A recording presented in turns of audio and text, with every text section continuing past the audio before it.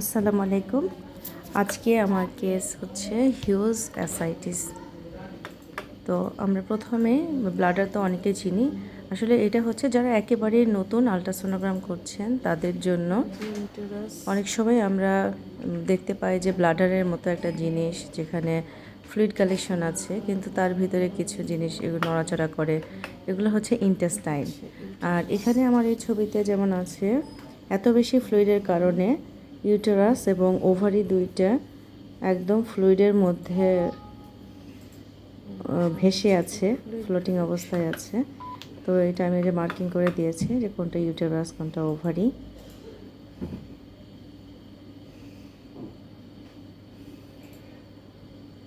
এই যে উপরেটা হচ্ছে ব্লাডার, ব্লাডারটা একদম সুন্দর বর্ডার মতো দেখা যাচ্ছিল।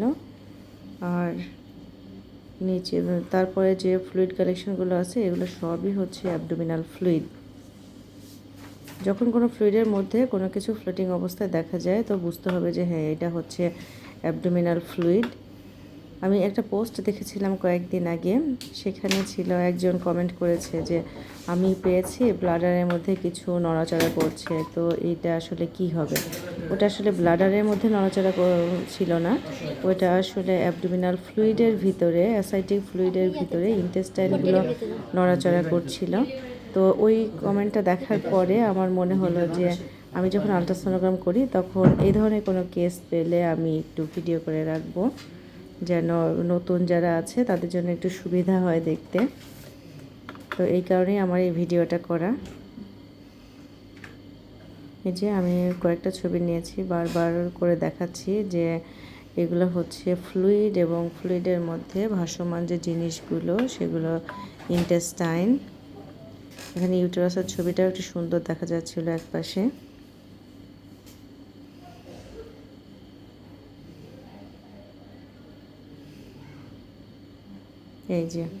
এই যে ফ্লুইডের মধ্যে ইন্টেস্টাইন, যে জিনিসগুলো মুভ করছে এগুলো হচ্ছে ইন্টেস্টাইন। ইন্টেস্টাইনটা ফ্লোটিং অবস্থায় আছে। আর সাইডে এই যে ইউটেরাসও দেখা যাচ্ছে একটু। আরে দেখো দেখো, এই যে এখানে ইউটেরাস এবং ওভারি পানির মধ্যে একদম ঝুলে আছে এরকম দেখা যাচ্ছে। এইভাবে যদি দেখি তাহলে এই যে ইউটেরাস দেখছো, এটা লংগিটিউডিনাল ভিউ, এখানে দেখা যাচ্ছিল যে uterus. Huge ascites, huge fluid collection seen in both lower abdomen, upper অ্যাবডোমেনে। এখানে আমরা এখন লিভার দেখব, তো লিভারের পাশেও প্রচুর ফ্লুইড ছিল। এগুলো সব হচ্ছে অ্যাসাইটিস,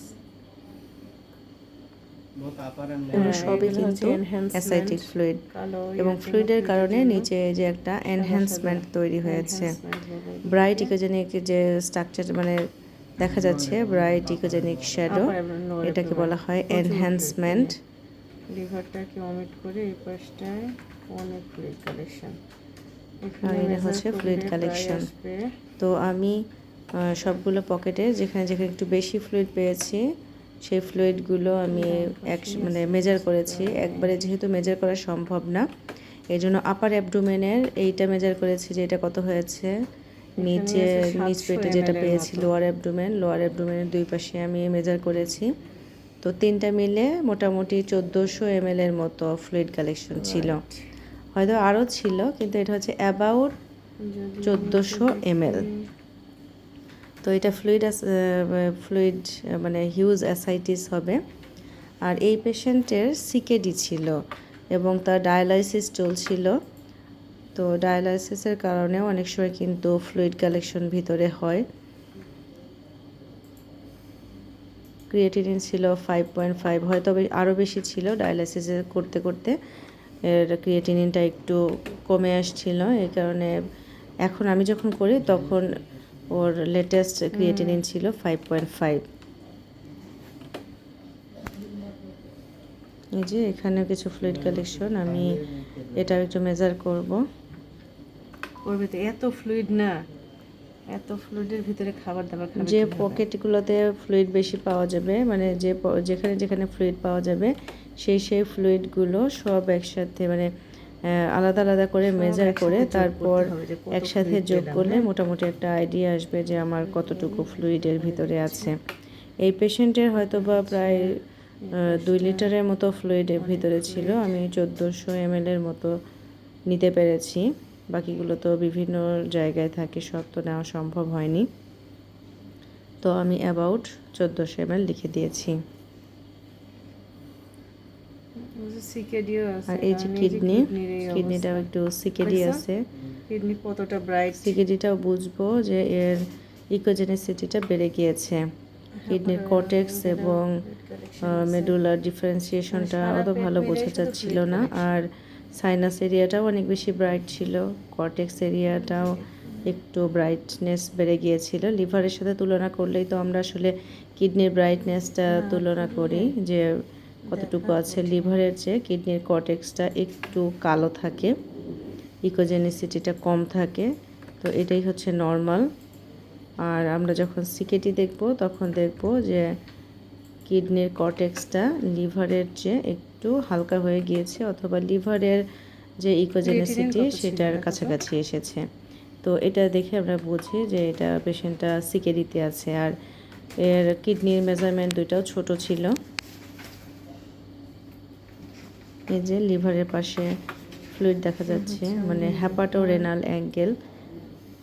কিডনি এবং লিভারের পাশে যে অ্যাঙ্গেলটা থাকে সেই অ্যাঙ্গেলটাকে বলা হয় হ্যাপাটোরেনাল অ্যাঙ্গেল।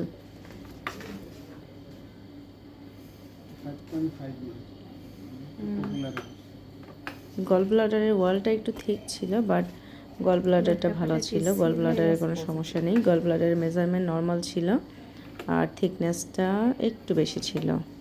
লিভারের সাইজ ভালোই আছে, বাট এখানে লিভারের সাইজটাও নর্মাল ছিল, লিভারটা খুব বেশি বড় না, মানে নর্মাল রেঞ্জের মধ্যেই ছিল। আমরা তো সাধারণত ধরি যে 14-র মধ্যে থাকলে, মানে 14 সেন্টিমিটারের ভিতরে যদি থাকে সেটা নর্মাল। এটাকে বলা হয় হ্যাপাটোরেনাল অ্যাঙ্গেল। আর এই যে আমি এখানে আবার একটা ছবি নিয়েছি যে লিভারের পাশে ফ্লুইড, আর এটা হচ্ছে হ্যাপাটোরেনাল অ্যাঙ্গেল। লিভারের পাশে ফ্লুইড কালেকশন।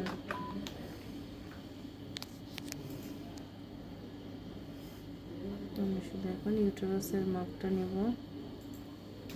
এইখানে নিচে, এখানে হচ্ছে লোয়ার অ্যাবডোমেনে ইউটেরাস দেখা যাচ্ছে।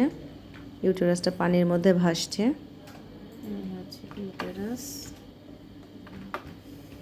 ওখানে দুটো ঠিক আছে। আর এটা ট্রান্সফার সেকশনে ইউটেরাসটা এরকম আসছে, ইউটেরাস এবং ওভারি।